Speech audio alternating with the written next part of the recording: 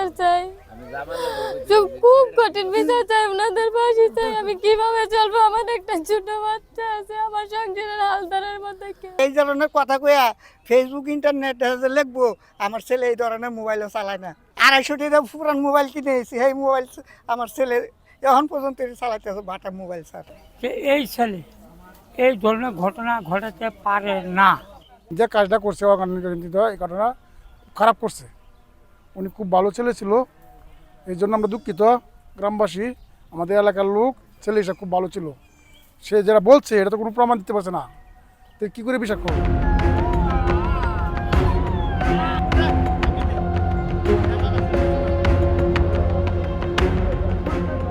উত্তেজিত জনতা ভিকটিমের বিরুদ্ধে হযরত মুহাম্মদ সাল্লাল্লাহু আলাইহি সাল্লাম ও ধর্ম নিয়ে কটূক্তির অভিযোগ এনে গত 18 ডিসেম্বর 2025 খ্রিস্টাব্দ রাত আনুমানিক 21 ঘটিকায় ফ্যাক্টরি হতে জোরপূর্বক বাইর করে দাঙ্গা সৃষ্টির মাধ্যমে দেশীয় অস্ত্র দিয়ে আঘাত সহ কিল ঘুষি দিয়ে পিটিয়ে তাকে হত্যা করে।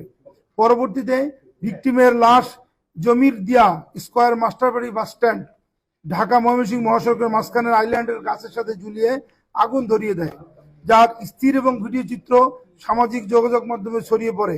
উক্ত ঘটনায় ভালুকা থানার মামলা নম্বর 26 তারিখ 19 ডিসেম্বর 2025 খ্রিস্টাব্দ ধারা 147, 149, 302, 201, 297, 34 পেনাল কোড রুজু হয়।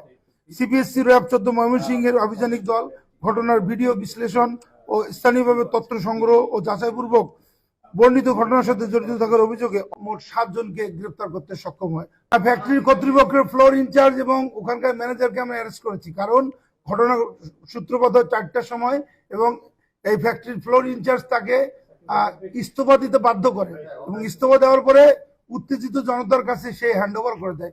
পুলিশের কাছে কেন হ্যান্ড ওভার করেনি এবং তার নিরাপত্তা কেন নিশ্চিত করেনি সেজন্য সংশ্লিষ্ট কর্তৃপক্ষ যে পায়োনিয়ার নিট ফ্যাক্টরির 2 জন এমপ্লয়িকে আমরা অ্যারেস্ট করেছি। এই 7 জনের ভিতরে 2 জন এমপ্লয়ি আছে।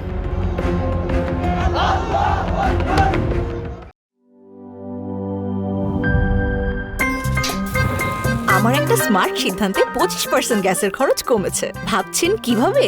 সাধারণ গ্যাস স্টোভ বদলে আমি এনেছি আরএফএল গ্যাস স্টোভ। এর সাইন্টিফিক নজল ও ব্রাস বার্নার ক্যাপ সমানভাবে তাপ ছড়িয়ে রান্না করে দ্রুত, তাই গ্যাসও বাঁচায় 25%, টাকাও বাঁচে 25%। আরএফএল গ্যাস স্টোভ নিরাপদ ও গ্যাস সাশ্রয়ী।